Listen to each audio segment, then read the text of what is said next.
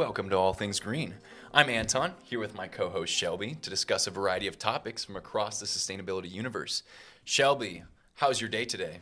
Well, I got to the studio and you handed me a plant, so I'm feeling pretty good.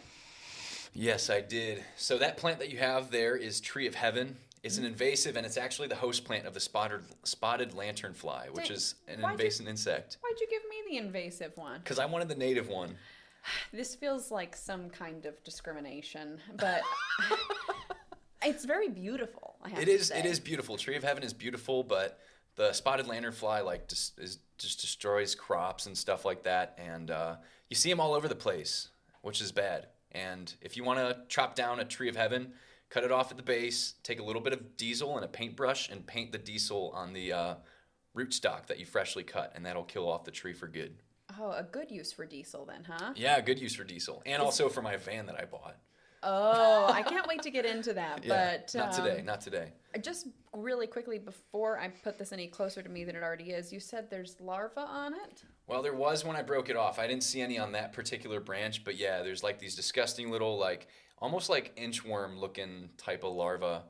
And they grow into the spotted lanternfly, which is very bad for our environment here in Ohio. And by contrast, what I have here is a native staghorn sumac. And I brought these two because you see both of these on the highway very frequently. Mm-hmm. They look really similar, but the sumac has like a more jagged leaf, and it has these bushy horns, right? That's where it gets its name, the staghorn. I see. And the fun part about staghorn sumac is that when these flowers kind of berryify, become berries, you can actually kind of use it, steep it in water, and create like a nice, like refreshing pink lemonade.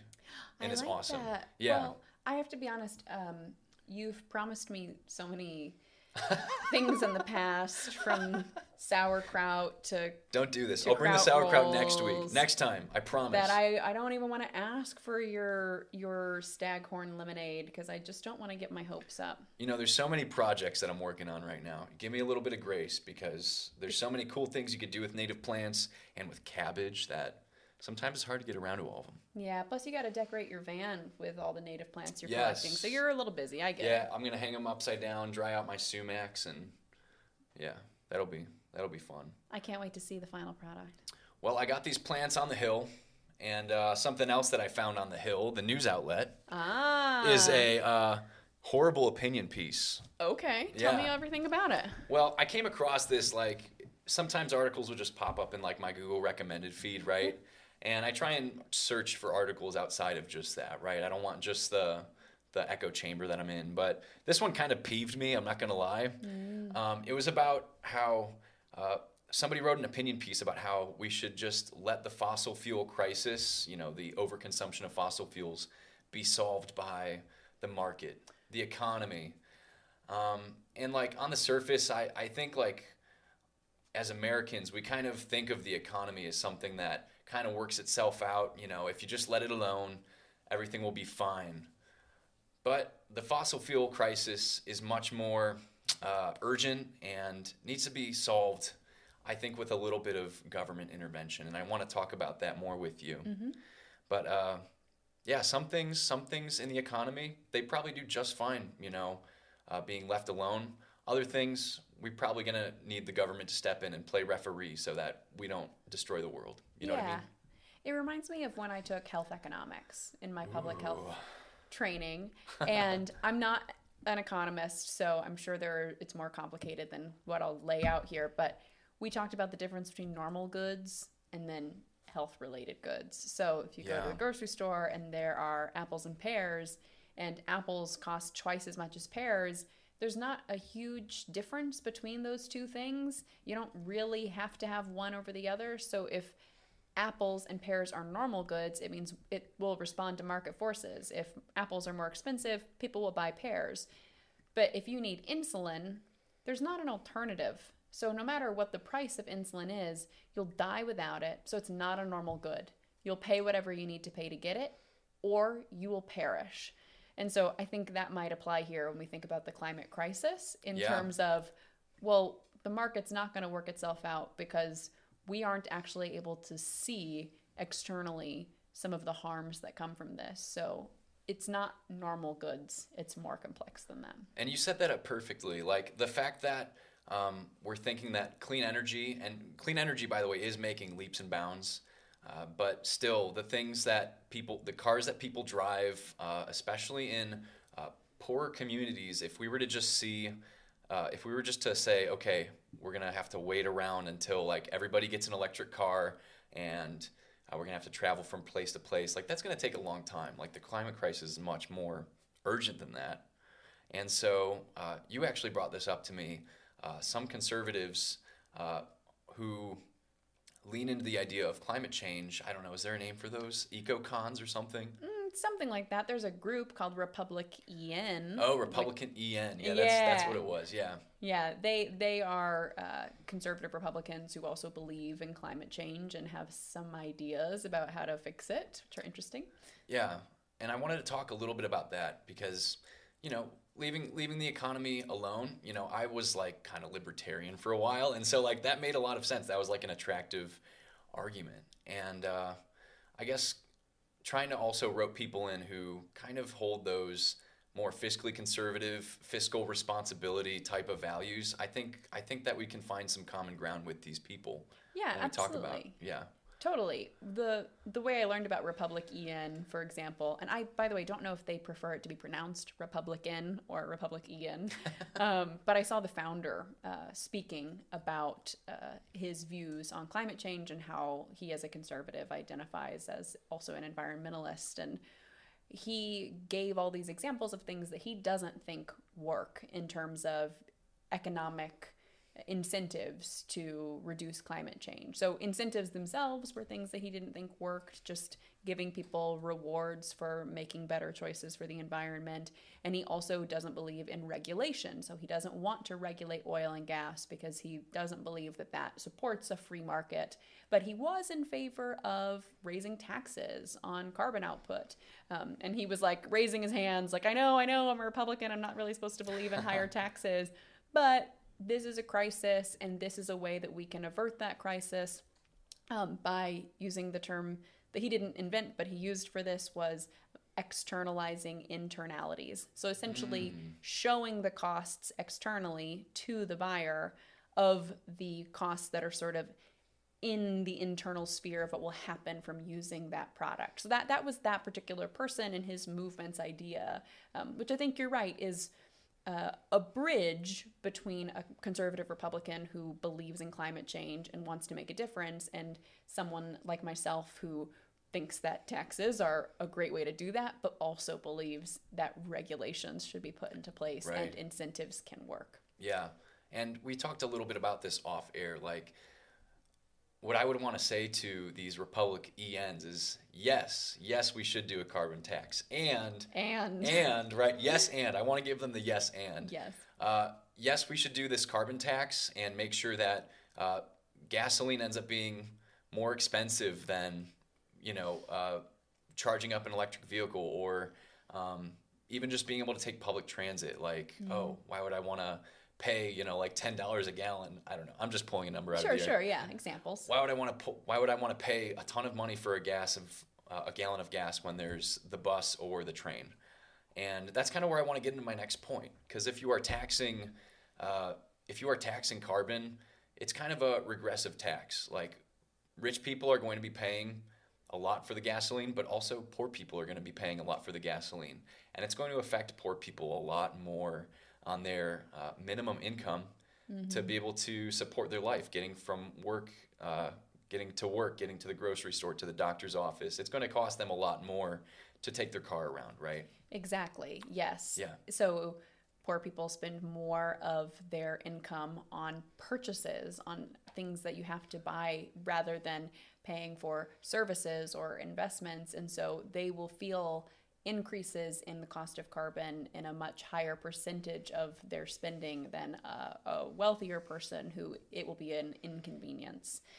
I'm not saying that I'm against this tax, but I think you're right that the approach requires more than just a tax. Yeah, and just some ideas that I thought up of, yes to the tax, and also making sure that people can get around if they are poor, they don't have the money to spend money on gas, maybe investing in more public transit infrastructure, investing in making sure that these green jobs end up in neighborhoods where people need the jobs. Yes. Right? Those are the kinds of things that we would look for when creating a carbon tax, so that poor people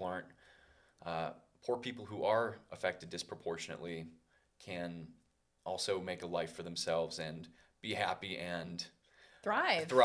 Yeah. Thank you. That's the word I was looking for. Yeah, I think it's just another example of how the market is only one force that's at play here. So, yes, there are market forces that will impact the climate, and I want those market forces working in our favor. But this is why we have things like regulations, laws, government oversight, because there are other consequences that will impact everyday Americans in ways that might feel unintended compared to the goal of that tax.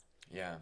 So I hope that, in talking about this, talking about Republic ENs, I hope that that conversation can permeate to people on the even further right, although I'm not entirely sure that it would.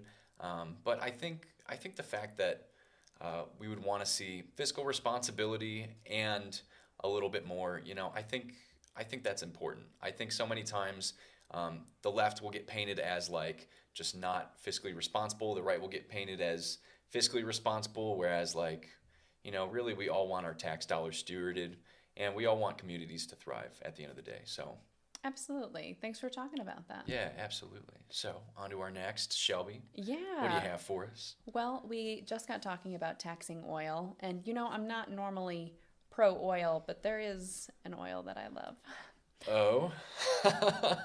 Olive oil. Ah, how nice. Anton, I know that you cook a lot, Yeah. regardless of the fact that I have yet to see it in person here. But when you cook, do you use olive oil? Yeah, I use olive oil all the time. It's like one of the healthier ones, right? Maybe the healthiest oil? No? Yeah? No? That's a complicated question to answer. Oh, okay. But This public health over here I know. Can't answer yes or no on my olive oil question. well, I'm not a dietitian, but I will say that I use olive oil all the time. Basically every single time I cook, I use olive oil. So I was really disheartened to read this article from The Guardian, which reported that the olive oil industry is, and I quote, in crisis. No. Spain produces about half of the global olive crop. Dang. And it has been really hot in Spain. Yeah, we talked about that in one of our previous episodes. I don't know if it's the same region, but Where they're moving the fish out of the lakes Yeah, because yeah, it's yeah, that hot. Yes. So this spring and summer have been really hot in Spain. Last year was really hot too, and it resulted in the worst yield for the olive crop in almost a decade. But they had some stock in reserve that they were able to use to sort of make up the difference. This year that stock has been depleted, so we will not be able to make up the difference with reserve olives, and that means bad things for olive oil. for all of us. For all of us. Sorry, I freaking had to. That was fun. I liked it. Actually, I loved it. So this year is looking a little better in terms of temperature than last year, but another heat wave just hit Spain recently, and temperatures reached a devastating 111 degrees Fahrenheit. And at those temperatures, trees will begin to drop fruit that hasn't quite ripened up, so you can't use that fruit for anything. Shoot. So that the trees will be able to reserve their internal water reserves. Yeah. This kind of depletion of the yield of olives has almost doubled the price of wholesale olives and of olive oil. And pricing could get worse if Spain and other producers like Italy and Portugal continue to experience extreme heat events. Yeah. And those costs are going to be passed on to consumers. We just talked about regressive costs in terms of taxes. I'm not going to call this a regressive cost, but it would affect poor families more. Yeah. How do you see the increase in olive oil prices impacting you or other people? Yeah, I mean, man, I'll probably be more frugal with my olive oil first of all if it's going to be double in price. Yeah. Yeah, I mean, I would probably lean into using cheaper oils like canola oils maybe more often. But that's a bummer because olive oil, there's nothing like it. Like when you're cooking Italian or something like that, Yes. you need that olive oil. Yeah, or maybe you end up using things like palm oil that are cheap but also destroy palm trees. So this is really bad news, I think, for Yeah. both of us personally, as people who like to cook, but also for anyone out there who uses olive oil or other olive-related products. And it, to me, is just one indicator of what we already know, which is that climate change is going to have global impacts on supply chains. Thinking about a world where I go to the grocery store and have to choose not to purchase olive oil because it's too expensive or really have to budget for olive oil Yeah. just gave me flashbacks to early COVID. Those are bad flashbacks. Really bad flashbacks. Do you remember the first time you went to a grocery store when the supply chains were totally backed Yeah. up? Oh, I don't just remember the first time. I remember there was like the chicken era, the egg era, the pork era. There was like a bunch of eras where it's just like, man, I wonder what's going to be like astronomically pricey this time when I go to the grocery store. Yeah, and those are all things that were really pricey, but I can remember the first time I went to the grocery store and there just weren't products Yeah. on the shelf. Like looking for garlic and it just wasn't there. Yeah, that's wild. Or if you wanted a fruit, it was like, hope you enjoy a red delicious apple. That's all you're gonna get. The worst apple. The worst apple for sure. That's the villain of apples right there. 100%. If you're a red delicious apple eater, please write in and let us know what's wrong with you. So yeah, I started thinking about global supply chain issues. And so right now we're not necessarily seeing, oh, olive oil is not going to make its way to the States for us to purchase. It's just going to be a lot more expensive. But that's the stage we're in now. We don't know what the next stage could look like. And I really don't want to go to the grocery store and not be able to purchase all of the foods that I love to eat. But I also sometimes wonder about getting those foods from so far away in the first place. And I know you're really passionate about local food systems, as am I. So I thought I'd give you an opportunity to tell me your thoughts on that too. Just where are foods coming from? Yeah, I mean, it's complicated, right? Because like that, olive oil from Italy or Spain or Croatia or Portugal, like, man, it's so good, right? And like, there's a little bit of maybe climate guilt, right? Of like having these products shipped across the world to your local grocery store. And it's like, it's so good. How am I going to give up olive oil? But I wonder if there's a way that, we could still see local food networks create products like these. Maybe it wouldn't be as good as olive oil coming from Italy. Maybe it would, because it would be fresher and right there in your backyard. But Yeah. relying on some of our local food systems, I think, is really important. And I think we're only going to see this happen more often with climate change, right? It's olive oil today. What's next? Something else. Mm-hmm. So I think maybe not. Maybe we have to kind of learn to embrace, the fact that we're not going to have products that we want all the time, and we're going to have to lean into our local food systems. It's sort of a bleak future. Not the leaning into local food systems part, but the idea of the reasons for that. I wish the reasons we leaned into the local food system were supporting local agriculture, local farmers, local food sellers and businesses. And that can all be a part of the equation. Those are all the reasons that I try to buy local when I can. Yeah. But I don't like the idea of throwing our hands up and saying, well, climate change is just going to keep happening. Yeah, it's just happenstance. This is just how it is, because it's going to start to happen here too. Yeah. I mean, even leaning into our local food systems, climate change will impact the whole world. So yeah, a little bit of a bummer. Sorry about that. No, I mean, it happens. Tell your olive oil that you love it when you get home. You never know. Appreciate it. You never know the last time you're going to be able to tell your olive oil you love it. Exactly. Treat it nice. Tell me about an oil that's not so nice. Yeah, so I'm going to tell you a little bit about, this is a little bit of a fracking segment. No. Do you know anything about fracking? Yeah, a little bit. I'm a little bit obsessed with talking about fracking. I'm into it. There was a study that came out by Ohio River Valley Institute studying a county in Pennsylvania called Beaver County. And Beaver County housed a Shell like the company, Shell cracker plant.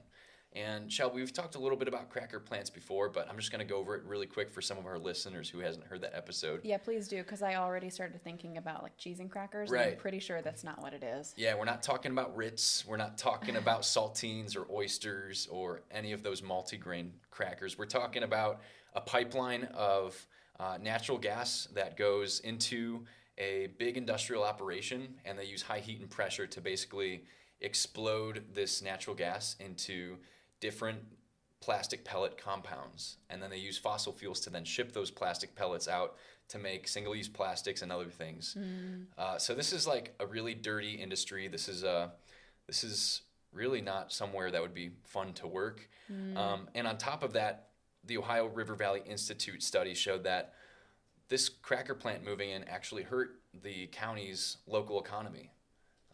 So many times, oil and gas industries will come into a county and talk to the elected officials, and they'll say, hey, this is going to bring people here, this is going to bring jobs, this is going to bring this, that, and the other.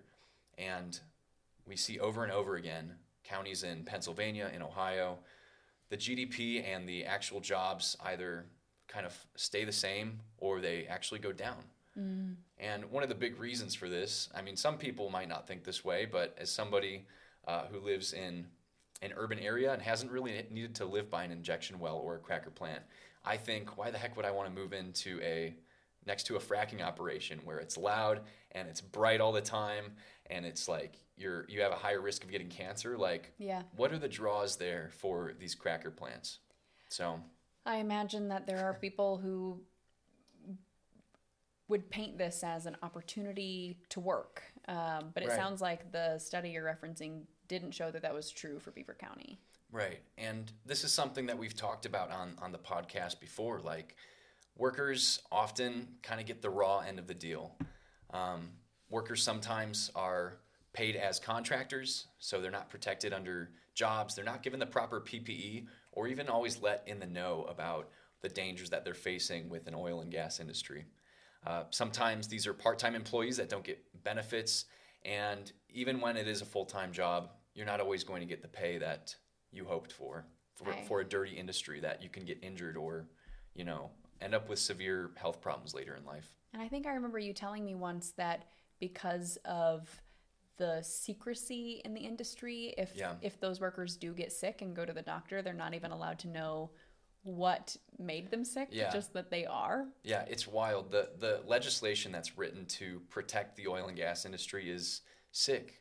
And on top of all of this, we see right here in Ohio, we actually have the lowest severance tax in the country. And what that means is whenever you're extracting oil or some type of natural resource, you have to pay a certain amount of tax on each barrel or cubic foot of natural gas. And Ohio is really low. This is going to sound low, and that's because it is low. The severance tax is a dime for a barrel of crude oil, 42 gallons, a dime of tax for every barrel of crude oil, and half of a nickel for 1,000 cubic feet of natural gas. And that's like 6 regular, 20-pound propane tanks that you'd hook up to your gas grill or something. Do we know what average is in the states? That I don't know. I can find that and put it in the show notes for you.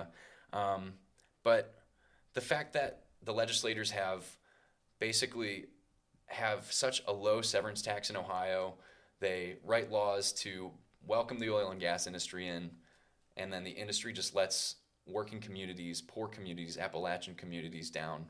Like, it's just sickening to see. It's honestly horrible. And I don't know. I don't know that some of these politicians have a conscience. It doesn't take much for a campaign contribution or